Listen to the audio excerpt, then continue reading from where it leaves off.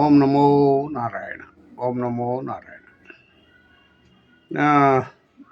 ಮೇಲ್ಮನೆ ಎಲೆಕ್ಷನ್ನಲ್ಲಿ ವಿಪಕ್ಷದ 11 ಶಾಸಕರ ಮತ ಹೈಜಾಕ್ ಮಾಡಿದ ಡಿ ಕೆ ಶಿವಕುಮಾರ್. ಪ್ರಥಮ ಪರೀಕ್ಷೆಯಲ್ಲಿ DKಶಿ ಡಿಸ್ಟಿಂಕ್ಷನ್ ಪಾಸ್ ಆಗಿಬಿಟ್ರು.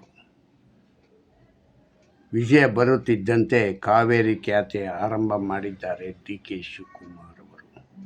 ಕಾವೇರಿ ಮನೆ ಬೇಕಾಗಿದೆ. ಆಮೇಲೆ ಇನ್ನೇನಪ್ಪ ಹಂಗಂದರೆ 5 ಸ್ಥಾನ ಗೆದ್ದ ಡಿ ಕೆ ಶಿವಕುಮಾರ್. BJPಯವರು 2 ಸ್ಥಾನ, JDSಗೆ ಇಲ್ಲ. ಮೇಲ್ಮನೆ ಅಂತ ಇದ್ರು. ಮೇಲ್ಮನೆಯಲ್ಲಿ ಈಗ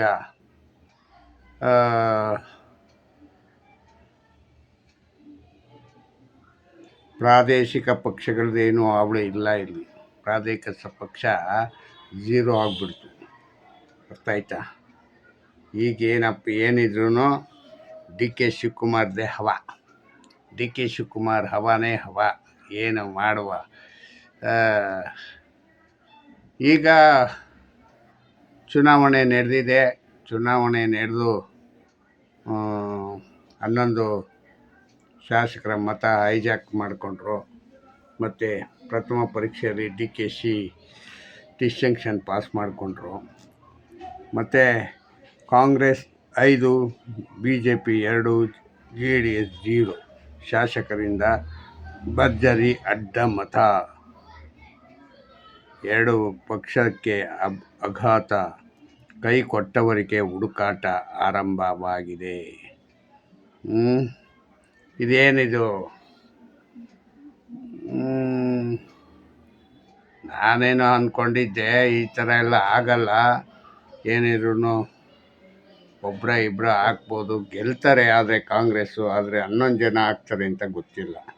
11 ಜನಕ್ಕೆ ಮನಸ್ತಾಪ ಆಗಿದೆ ಅಂದರೆ BJPಲಿ ಇಲ್ಲ, BJP ಮತ್ತು JDSಲ್ಲಿ ಇವ್ರಿಗೊಂಥರ ಯೋಗ ಚೆನ್ನಾಗಿತ್ತು ಅನ್ನಂಗಿದೆ. ನಿಜವಾಗಿದ್ದೀನಿ.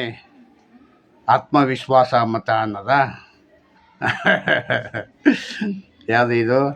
ಇವರಿಂದ ಅವ್ರಿಗೆ ಓಟ್ ಹಾಕೊಳ್ಳೋದು, ಈ ಪಕ್ಷದಲ್ಲಿ ಅನ್ನ ತಿನ್ನೋದು, ಇಲ್ಲೇ ದುಡಿಯೋದು, ಇಲ್ಲೇ ತಿನ್ನೋದು, ಪಕ್ಷದಲ್ಲಿ ಟಿಕೆಟ್ ತಗೊಂಡು MLA ಆಗೋದು, ಬೇರೆ ಪಕ್ಷಕ್ಕೆ ಓಟ್ ಹಾಕೋದು. ಇದು ಆತ್ಮಸಾಕ್ಷಿ ಮತ. ಎಷ್ಟು ಮಟ್ಟಿಗಿದೆ ಆತ್ಮಸಾಕ್ಷಿ ಮತ? ನೀವೆಲ್ಲ ನಿಜವಾಗಿ ನಿಮಗೆ ಎಲ್ಲಿಂದ ಎಲ್ಲಿಗೆ ತಗೊಂಡೋಗಿ ಇಡಬೇಕು ಅಂತಲೇ ಗೊತ್ತಾಗಿಲ್ಲ. ನಿಮ್ಮನ್ನೆಲ್ಲ ಮ್ಯೂಸಿಯಂ ಮಾಡಿಬಿಟ್ಟು ಒಂದು ಕೆಲಸ ಮಾಡಿ. ಈ ಸತಿ ನೆಕ್ಸ್ಟು ಒಂದು ಮ್ಯೂಸಿಯಂ ಮಾಡಿಬಿಡಿ.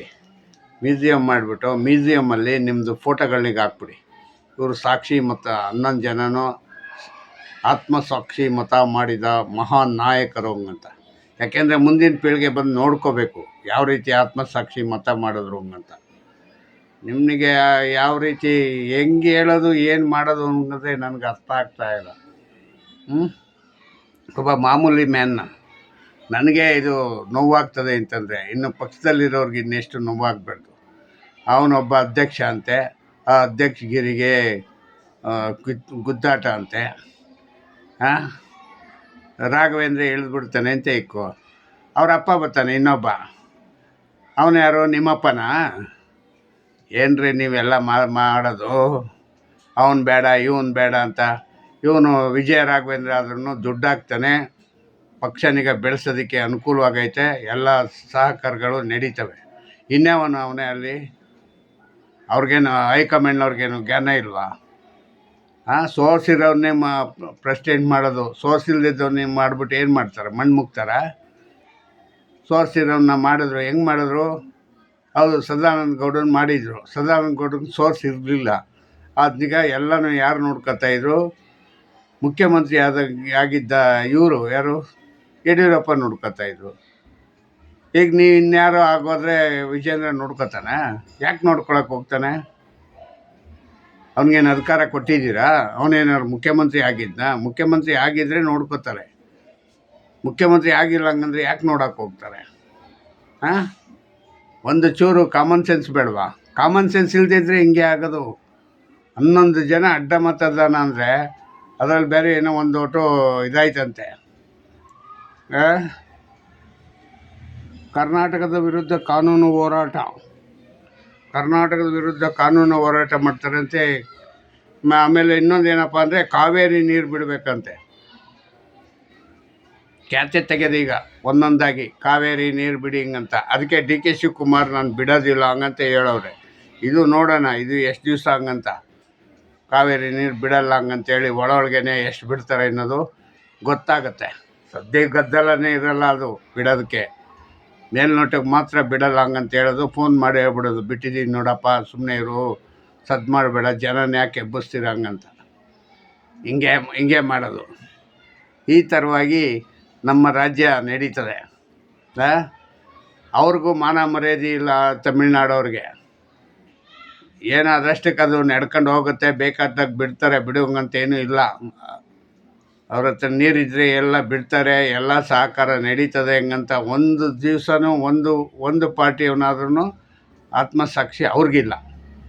ಇವ್ರಿಗಿನ್ನೇನು ಆತ್ಮಸಾಕ್ಷಿ? ಇವ್ರಿಗಿದ್ದಿದ್ದೂ ಇಲ್ಲ. ಕರ್ನಾಟಕದವ್ರಿಗೆ ಆತ್ಮಸಾಕ್ಷಿನೇ ಇಲ್ಲ. ಹಿಂಗೆ ಆತ್ಮಸಾಕ್ಷಿ ಮತ ಹಾಕಿರಲ್ಲ ಇಲ್ಲಿ. ಚೆನ್ನಾಗಿದೆ. 34 ಜನ ಇದ್ದರು ಮೊದಲು ಕಾಂಗ್ರೆಸ್ಸಲ್ಲಿ, ಈಗ 39 ಜನ ಆದರು. ಪರಿಷತ್ಗೆ ಜಾಸ್ತಿ ಆಗೋಯ್ತು. ಈಗ ನೆಕ್ಸ್ಟು ವಿಪಕ್ಷ ಆಡಳಿತ ಪಕ್ಷ ಅಂತ ಆಡಳಿತ ಪಕ್ಷದಲ್ಲಿ ನಮಗೆ ಆಗಬೇಕು ಹಂಗಂತ ನಡೀತದೆ. ಯಾರು ಸ್ಪೀಕರ್ನಿಗ ನಾವೇ ನಮ್ಮ ಕಡೆಯವರೇ ಆಗಬೇಕು ಹಂಗಾಗಬೇಕು ಅಂತ ಹೆಂಗೋ ಇವ್ರು ಕೂತಿದ್ದು ಬಸವರಾಯ ರೆಡ್ಡಿ ಅವ್ರಿಗೆ ಇಳಿಸ್ತಾರೆ. ನಮ್ಮ ಕಡೆಯವರಾಗಲಿ ಯಾಕೆ ಬಿಟ್ಟು ಕೊಡಬೇಕು ಬೇರೆಯವ್ರಿಗೆ ಹಂಗಂತ. ಜಲ್ಲ ಖಾತೆ ಶುರುವಾಯ್ತದೆ. ಇನ್ನು ಅಮೇರಿಕದಲ್ಲಿ ದಿಗ್ಬಂಧನದಿಂದ ಇರಾಕ್ ನೌಕೆ. ಏನು ಹೇಳೋದು, ಟ್ರಂಪು ಗುಡುಗಿದ್ದರೂ ಲೆಬಾನ್ ಮೇಲೆ ದಾಳಿ ಮಾಡಿದ ನಿಲ್ಲಿಸದ ನೆತನ್ಯಾಹು. ಇವರೆಲ್ಲ ಹೇಳ್ತಾ ಇದ್ದಾರೆ ಶಾಂತಿ ಅಂತ. ಶಾಂತಿ ಆಗ್ತಾ ಇಲ್ಲ. ಇದು ಹಂಗೆ ನಡೀತಾ ಇದೆ. ಸಣ್ಣ ಪುಟ್ಟದಾಗಿ ಯುದ್ಧ ನಡೀತಾನೇ ಇದೆ. ಒಂದೊಂದು ದೇಶದ ಮೇಲೆ ಒಂದೊಂದು ಕಡೆ ಒಬ್ಬೊಬ್ಬರನ್ನು ಸುಮ್ಮನೆ ಇರಲ್ಲ, ಕೆಣ್ಕೊಂಡು ಮಾಡ್ತಾನೇ ಇರ್ತಾರೆ. ಹೀಗಾಗಿ ಏನು ಹೇಳೋದು ಏನು ಮಾಡೋದು ಅಂತ ನನಗಂತೂ ಒಂದು ಅರ್ಥ ಆಗಿಲ್ಲ. ಸುಮ್ಮನೆ ಇವತ್ತು ಕೂತ್ಕೊಂಡು ನನಗೇನೋ ಮನಸ್ಸಿಗೆ ಬಂದಿದ್ದನಿಗೆ ಒಂದಷ್ಟು ಹೇಳ್ತಾ ಇದ್ದೀನಿ. ಇವತ್ತೇನೋ ಯಾವುದು ಪೇಪರ್ ರೀಡ್ ಮಾಡಿ ಸರಿಯಾಗಿ ಸ್ಟಡಿ ಮಾಡಲಿಲ್ಲ ನಾನು.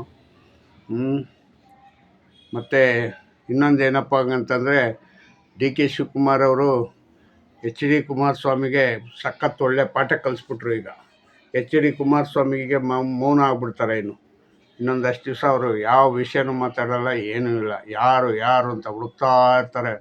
ಅಡ್ಡ ಮತದಾನ ಮಾಡಿದವರು ನನ್ನ ಜೊತೆನೇ ಇದ್ದರು ಎಲ್ಲರೂ. 14 ಜನ ಮಾಡಿರ್ತಾರೆ. ಮತ್ತು ಇನ್ಯಾರು ಹಾಕಿದ್ರು?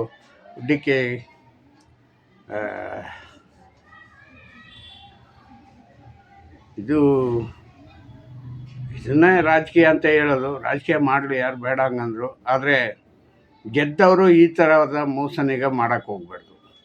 ಗೆದ್ದು ಅಧಿಕಾರದಲ್ಲಿ ಇದ್ದು ಅಧಿಕಾರದ ದಾಹದ ಎಲ್ಲನೂ ಉಂಡು ನೀವು ಬೇರೆ ಪಾರ್ಟಿಗಳಿಗೆಲ್ಲ ವೋಟ್ ಹಾಕೋದು ಹಂಗಂತಂದರೆ ನಿಮಗೆ ಶೋಭೆ ತರೋವಂಥ ವಿಷಯ ಅಲ್ಲ. ಆದರೂ ನಾನು ಇದನ್ನ ಒಪ್ಕೊಳ್ಳಲ್ಲ. ಅರ್ಥ ಆಯಿತಾ?